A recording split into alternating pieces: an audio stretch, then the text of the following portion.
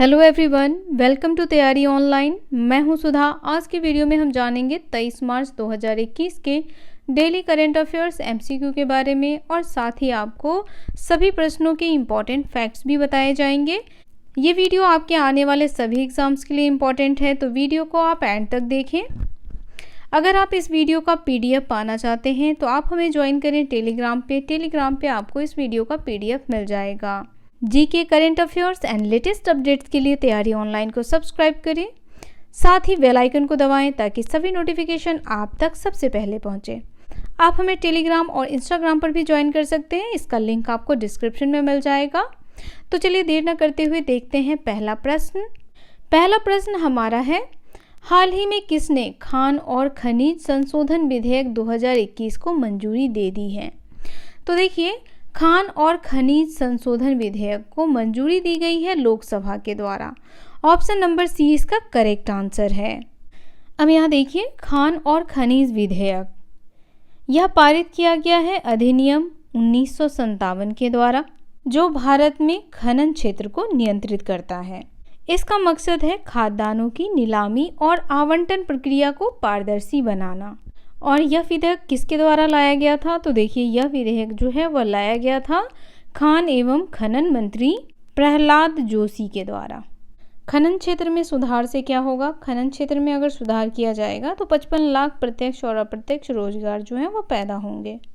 खान एवं खनन मंत्री प्रहलाद जोशी के मुताबिक भारत जो है वह 95 खनिजों का उत्पादन करता है और इसमें दक्षिण अफ्रीका और ऑस्ट्रेलिया की तरह ही क्षमता है, लेकिन अभी भी सोने और कोयले जैसे खनिजों का आयात जो है वह भारत में किया जाता है।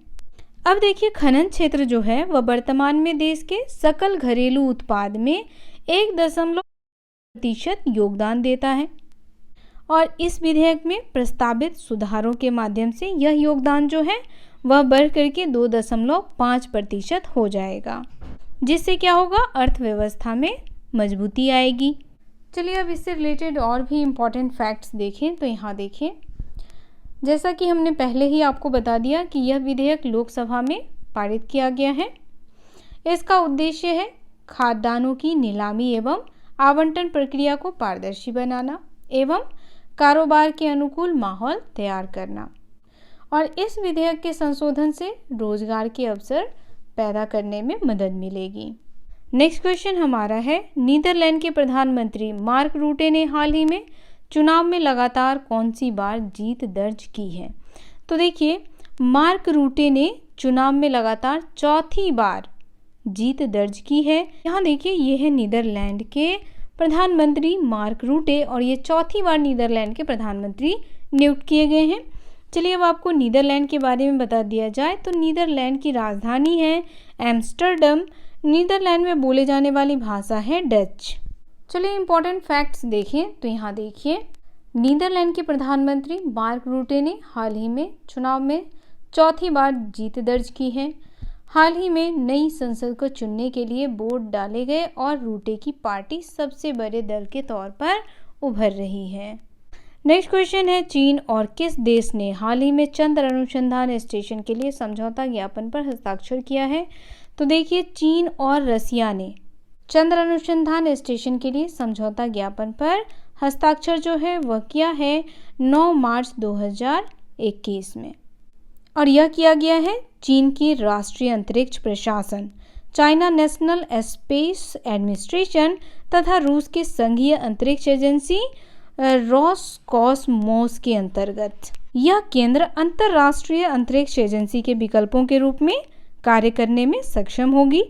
हालांकि यह अनुसंधान केंद्र जो है वह विश्व के किसी भी देश के द्वारा उपयोग में लाई जा सकेगी। और यह कहाँ स्थापित की जाएगी?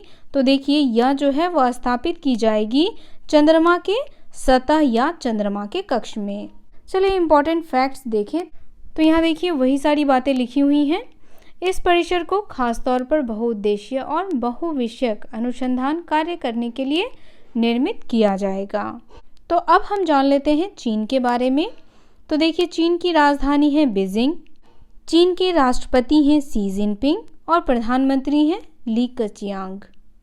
उसके बाद हम जानेंगे रूस के बारे में। तो देखिए, रूस की राजधानी है मॉस्को, रूस के राष्ट्रपति हैं व्लादिमीर पुतिन और रूस की मुद्रा है रूसी रूबल।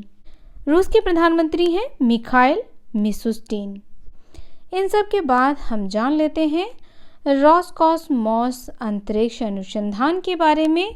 तो देखिए, इसकी स्थापना की गई थी 25 फरवरी 1992 में। इसका मुख्यालय मॉस्को है। नेक्स्ट क्वेश्चन है, 22 मार्च को विश्व भर में कौन सा दिवस मनाया जाता है? तो देखिए, 22 मार्च को विश्व भर में मनाया जाता है वर्ल्ड वाटर डे। क्यों मनाया जाता है यह? तो देखिए, यह इसलिए मनाया जाता है ताकि दुनिया भर के लोगों को पानी के महत्व को समझाया जा सके और स्वच्छ पानी उपलब्ध कराने के उद्देश्य से हर वर्ष 22 मार्च को वर्ल्ड वाटर डे मनाया जाता है। इसका आयोजन कब किया गया था? तो देखिए, इसका आयोजन किया गया था 1992 में। कहाँ किया गया था? तो ब्राज़ील के रियो डी जेनेरियो में किया गया था और उसी वर्ष से विश्व जल दिवस मनाने की पहल की गई। इसके बाद 1993 में पहली बार विश्व जल दिवस 22 मार्च को मनाया गया। इस बार का थीम है वैल्यूइंग वाटर। वैल्यूइंग वाटर इस वर्ष का थीम है, आप याद रखें। चलिए, इम्पोर्टेंट फैक्ट्स देखें इससे रिलेटेड। तो यहाँ देखिए, 22 मार्च को विश्व भर में विश्व जल दिवस मनाया जाता है। इस दिवस को मनाने का उद्देश्य है सभी विकसित देशों में स्वच्छ एवं सुरक्षित जल की उपलब्धता सुनिश्चित करवाना, साथ ही लोगों को जल के महत्व के बारे में जागरूक करना और जल बचाने के लिए प्रेरित करना, क्योंकि जल ही जीवन है। अगर जल नहीं तो जीवन नहीं। नेक्स्ट क्वेश्चन हमारा है, भारतीय रेलवे के किस कोच फैक्ट्री ने हाल ही में पहले AC 3 tier economic class coach की शुरुआत की है? तो देखिए, यह किया गया है कपूरथला के द्वारा। ऑप्शन नंबर ए इसका करेक्ट आंसर है। कपूरथला स्थित भारतीय रेलवे के रेलवे कोच फैक्ट्री ने economic class link Hofmann buses LHB AC 3 tyre coach का पहला प्रोटोटाइप जो है वह लॉन्च किया गया है। हालांकि इसे राजधानी, शताब्दी, दुरंतो और जनशताब्दी जैसे स्पेशल टाइप ट्रेनों में नहीं लगाया जाएगा। चलिए, इससे रिलेटेड इंपॉर्टेंट फैक्ट्स देखें। तो यहाँ देखिए, आपको बता दिया गया है कि भारतीय रेलवे के रेलवे कोच फैक्ट्री कपूरथला ने हाल ही में रेलवे के पहले Linke Hofmann Busch AC 3 tier economic class coach की शुरुआत की है और इसमें सभी मेल और एक्सप्रेस ट्रेनों को शामिल किया जाएगा। चलिए, अब इसकी खासियत आपको बता दी जाए। तो देखिए, इसमें यात्रियों के प्रयोग के लिए अधिक जगह मिलेगा और इससे कोच के अंदर भीड़ भाड़ की समस्या नहीं रहेगी और एक कोच में अधिक संख्या में यात्री सफ़र कर सकेंगे। LHB के एक कोच में 83 यानी 83 यात्री जो हैं वह सफ़र कर सकेंगे। इसमें 83 यात्रियों को वर्थ दिया जाएगा। दिव्यांग को व्हीलचेयर के साथ कोच में प्रवेश करने के लिए सुविधा मिलेगी। इसके अलावा दिव्यांगजनों को टॉयलेट जाने में दिक्कत नहीं होगी और व्हीलचेयर एक्सेस भी रहेगा। कोच में बेहतर कूलिंग की सुविधा और सभी बर्थ के लिए इंडिविजुअल वेटिंग AC बेड्स की सुविधा होगी। तो बहुत सारी सुविधा जो है वह LHB AC 3 टायर कोच में दी जा रही है। नेक्स्ट क्वेश्चन हमारा है, श्री नरेंद्र कुमार व्यास और श्री नरेश कुमार चंद्रवंशी को हाल ही में किस उच्च न्यायालय का अतिरिक्त न्यायाधीश नियुक्त किया गया है? तो देखिए, इन्हें बनाया गया है छत्तीसगढ़ हाई कोर्ट का अतिरिक्त न्यायाधीश। ऑप्शन नंबर डी इसका करेक्ट आंसर है। अब यहाँ देखिए, नरेंद्र कुमार व्यास अभी तक बतौर वकील कार्य कर रहे थे और नरेश कुमार चंद्रवंशी यह जो थे वह जिलों में डिस्ट्रिक्ट जज के रूप में कार्य कर रहे थे।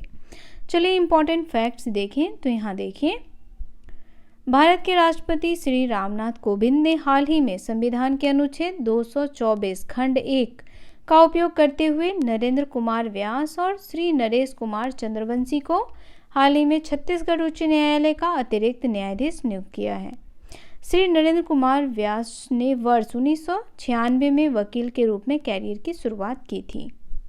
नेक्स्ट क्वेश्चन हमारा है, भारतीय क्रिकेट टीम के किस पूर्व कप्तान को हाल ही में PGTI के बोर्ड में सदस्य के रूप में शामिल किया गया है?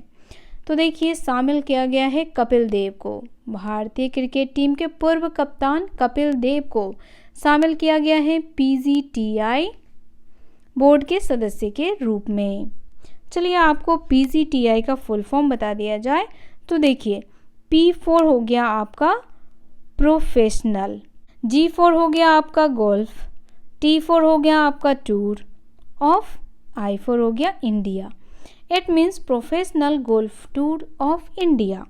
तो professional golf tour of India Bharat में स्थित पुरुषों के लिए एक पेशेवर गोल्फ टूर है।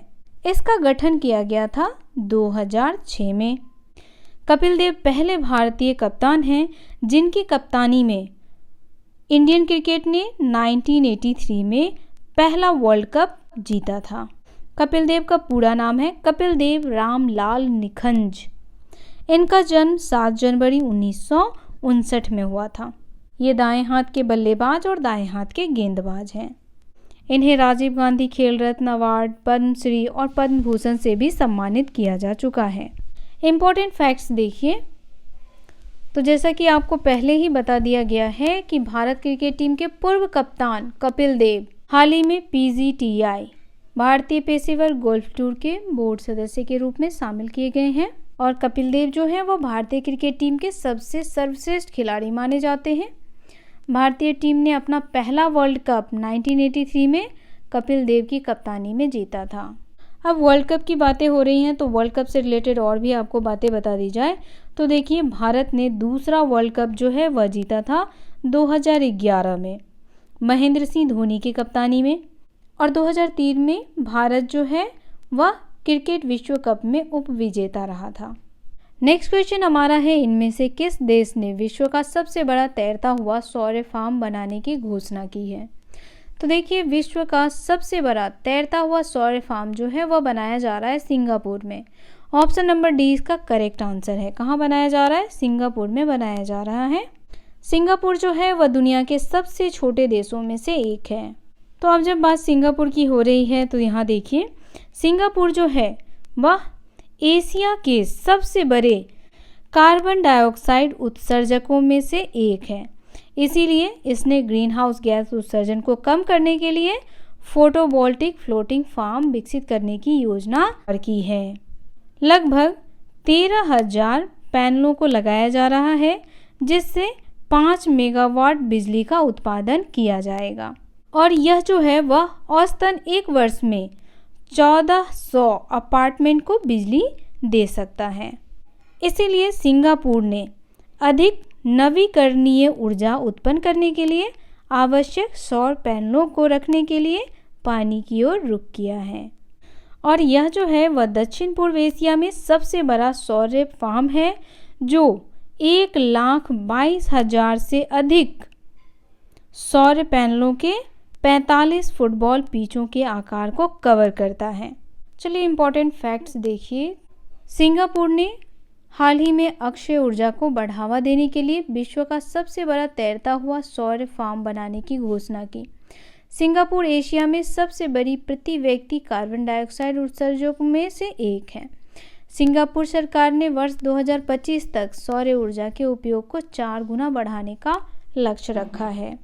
नेक्स्ट क्वेश्चन है, सैमसंग इंडिया ने निम्नलिखित में से किस विश्वविद्यालय में एक सैमसंग इनोवेशन लैब स्थापित की है? तो देखिए, सैमसंग इंडिया ने दिल्ली प्रौद्योगिकी विश्वविद्यालय में एक सैमसंग इनोवेशन लैब स्थापित की है। तो बात सैमसंग की हो रही है तो चलिए सैमसंग से रिलेटेड बहुत सारी इन्फॉर्मेशन आपको दे दी जाए। तो सैमसंग जो है वह दक्षिण कोरिया की एक बहुराष्ट्रीय कंपनी है। कहाँ की है? तो यह आपको याद रखना होगा, दक्षिण कोरिया की बहुराष्ट्रीय कंपनी है सैमसंग। सैमसंग इलेक्ट्रॉनिक्स और Samsung life insurance, Samsung fire तथा मरीन आदि इसकी पूरक कंपनियां हैं। सैमसंग की स्थापना की गई थी 1938 में। और किसने की थी? तो देखिए, इसकी स्थापना की थी ली ब्यूंग चुल ने। मैं यहाँ पे नाम लिख देती हूँ, आपको याद रहेगा, ली ब्यूंग चुल, इनके द्वारा स्थापित की गई थी सैमसंग। और 1960 में सैमसंग ने इलेक्ट्रॉनिक मार्केट में कदम रखा। चलिए इम्पोर्टेंट फैक्ट्स देखें तो यहाँ देखिए, तो देखिए सैमसंग इनोवेशन लैब का उद्घाटन जो है वह दिल्ली प्रौद्योगिकी विश्वविद्यालय में किया गया है, जो अपनी नवीनतम दृष्टि हैज़ पावरिंग डिजिटल इंडिया के हिस्से के रूप में सरकार की कौशल भारत पहल के प्रति अपनी प्रतिबद्धता को मजबूत करेगा। अभी हाल ही में स्ट्रेटजिक एनालिस्टिक रिपोर्ट जारी की गई थी, जिसमें सैमसंग जो है वह फर्स्ट पोजीशन पे है। यह ध्यान रखिएगा, स्ट्रेटजिक एनालिस्टिक रिपोर्ट में सैमसंग किस पोजीशन पे है, तो फर्स्ट पोजीशन पे है। सेकंड पोजीशन पे है आपका एप्पल और थर्ड पोजीशन पे था Xiaomi। सैमसंग के अध्यक्ष और सीईओ हैं ली कन ही। नेक्स्ट क्वेश्चन है world economic forum WEF global light house network में किस भारतीय कंपनी को शामिल किया गया है? तो देखिए WEF में शामिल किया गया है रिन्यू पावर कंपनी को। ऑप्शन नंबर डी इसका करेक्ट आंसर है। चलिए रिन्यू पावर कंपनी की बात हो रही है तो इसके बारे में बता दिया जाए कि इसकी स्थापना की गई थी 2011 में। और किसने की थी? तो इसकी स्थापना जो है वह की थी सुमंत सिन्हा ने। सुमंत सिन्हा इसके फाउंडर हैं। इसका हेडक्वार्टर है गुड़गांव, हरियाणा। चलिए इंपॉर्टेंट फैक्ट्स देखें तो यहाँ देखिए, रिन्यू पावर को वर्ल्ड इकोनॉमिक फोरम के ग्लोबल लाइट हाउस नेटवर्क का नाम दिया गया है, जो पर्यावरणीय रूप से टिकाऊ, सामुदायिक, सहायक, लाभदायक वृद्धि हासिल करने के लिए नई तकनीकों का उपयोग करने वाली कंपनियों को मान्यता देती हैं। चलिए वर्ल्ड इकोनॉमिक फोरम के बारे में जान लें। तो वर्ल्ड इकोनॉमिक फोरम का वार्षिक सम्मेलन जो है वह इस साल जो है वह मई में स्विट्जरलैंड के दावोस के बजाय कहाँ किया जाएगा? सिंगापुर में किया जाएगा। पहले कहाँ होने वाला था? तो पहले जो है वह होने वाला था स्विट्जरलैंड के दावोस में, लेकिन अब कहाँ होगा? तो अब होगा सिंगापुर में। डेली करंट अफेयर्स MCQ का ये वीडियो यहीं समाप्त होता है। ये वीडियो आपको कैसा लगा आप हमें कमेंट करके अवश्य बताएं। वीडियो को बनाने का हमारा एकमात्र उद्देश्य है करंट अफेयर से रिलेटेड सभी जानकारियाँ आप तक पहुँचाना। अगर आप हमारा सपोर्ट करना चाहते हैं तो तैयारी ऑनलाइन को सब्सक्राइब करें और साथ ही इस वीडियो को ज़्यादा से ज़्यादा अपने दोस्तों को शेयर करें। तो मिलते हैं नए दिन नए प्रश्नों के साथ। आप सभी का धन्यवाद।